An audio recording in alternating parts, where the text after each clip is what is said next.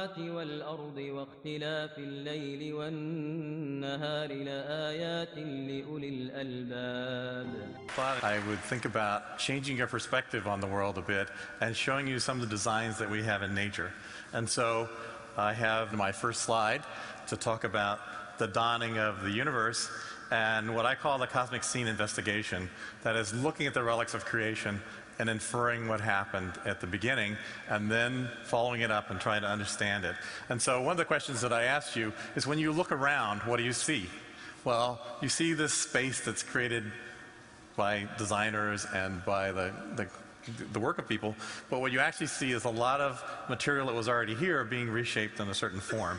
And so the question is, how did that material get here? How did it get into the form it had before it got reshaped, and so forth? It's a question of what's the continuity. So one of the things I look at is, how did the universe begin and shape? What was the whole process in the creation and the evolution of the universe to getting to the point that we have these kind of materials? So that's sort of part, and let me move on then, show you the Hubble Ultra Deep Field. If you look in this picture, what you will see is a lot of dark with some light objects in it. And everything but four of these light objects are stars, and you can see them, they're little pluses. This is a star, this is a star, everything else is a galaxy. Okay, so there's a couple of thousand galaxies you can see easily with your eye in here. And when I look out at particularly this galaxy, which looks a lot like ours, I wonder if there's an art design college conference going on, and intelligent beings there are thinking about, what designs I might do. And there might be a few cosmologists trying to understand where the universe itself came from. And there might even be some on that galaxy looking at ours, trying to figure out what's going on over here. But there's a lot of other galaxies, and some are nearby, and they're kind of the color of the sun, and some are further away, and they're a little bluer and so forth. But one of the questions is, that should be to you, how come there's so many galaxies? Because this represents a very teeny fraction of the sky. This is only 1,000 galaxies. We think there's on the order visible to the Hubble Space Telescope, if you had the time to scan it around, about 100 billion galaxies. Right? It's a very large number of galaxies. And that's roughly how many stars there are in our own galaxy. But when you look at some of these regions like this, you'll see more galaxies than stars, which is kind of a conundrum. So the question should come to your mind is, what kind of design, what kind of creative process and what kind of design produced the world like that? And then I'm going to tell you it's actually a lot more complicated. We're going to try and follow it up. We have a tool that actually helps us out in this study, and that's the fact that the universe is so incredibly big that it's a time machine in a certain sense. We draw this set of nested spheres cut away, so you can see it, put the Earth at the center of the nested spheres, just because that's where we're making the observations. And the moon is only 2 seconds away, so if you take a picture of the moon using ordinary light, this is the moon 2 seconds ago, and who cares? 2 seconds is like the present. The sun, it's 8 minutes ago. That's not such a big deal, right? Unless a solar flare is coming, you want to get out of the way. You'd like to have the advance warning.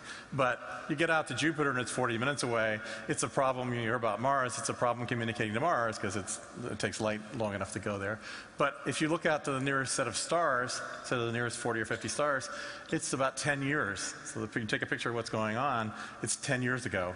But you go and look to the center of the galaxy, it's thousands of years ago.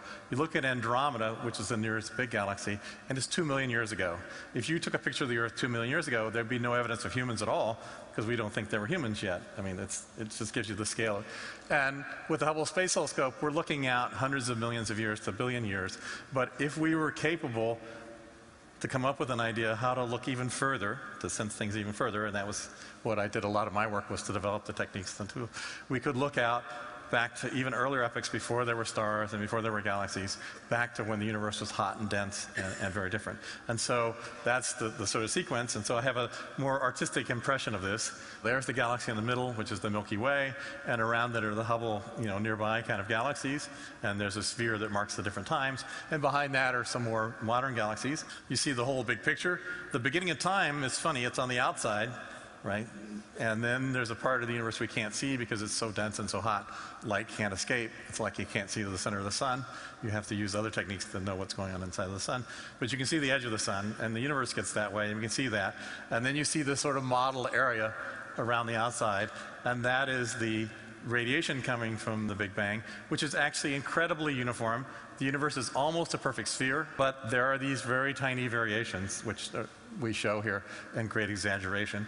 And from them, in the time sequence, we're going to have to go from these tiny variations to these irregular galaxies and first stars to these more advanced galaxies, and eventually the solar systems and so forth. So it's a big design job, but we'll see about how things are going on. So the way these measurements were done, it's been a set of satellites, and this is where you get to see. So there was the COBE satellite, which was launched in 1989, and we discovered these variations. And then in 2000, the MAP satellite was launched, the WMAP, and it made somewhat better pictures. And later this year, this is the cool stealth version, the one that actually has some beautiful design features to it. And you see the blown up. The Planck satellite will be launched, and it will make very high resolution maps. And that will be the sequence of understanding the very beginning of the universe.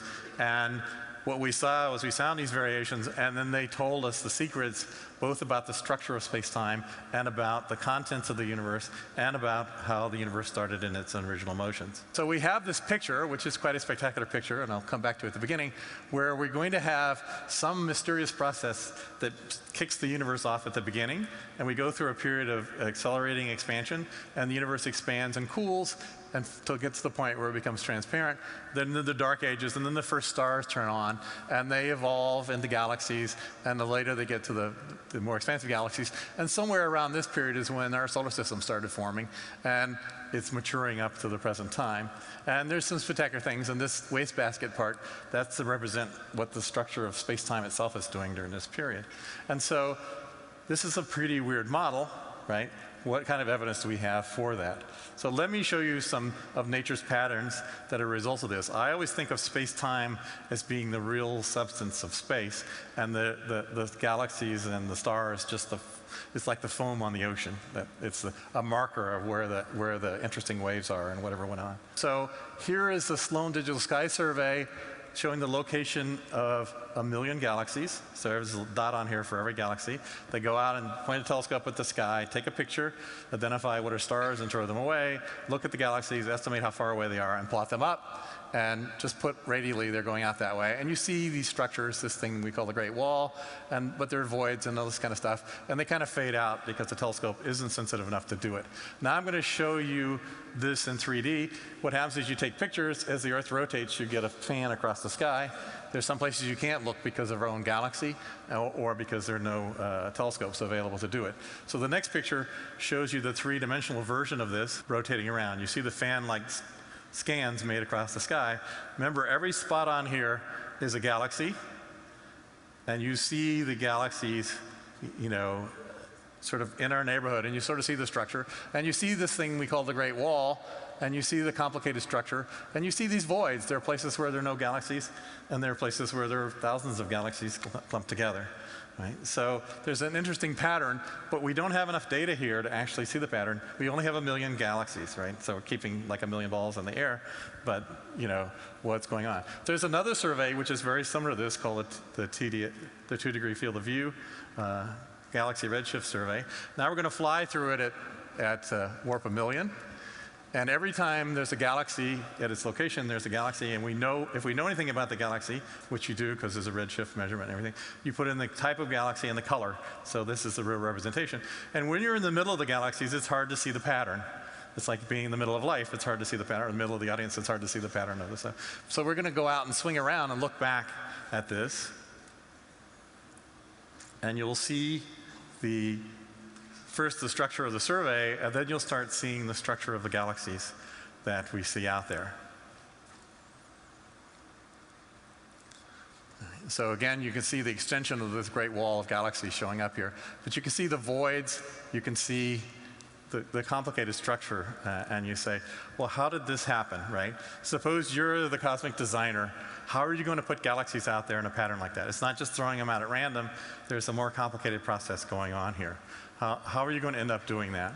And so now we're in for some serious play. That is, we have to seriously play God, not just change people's lives, but make the universe, right? So if that's your responsibility, how are you going to do that? What's the kind of technique? What's the kind of thing?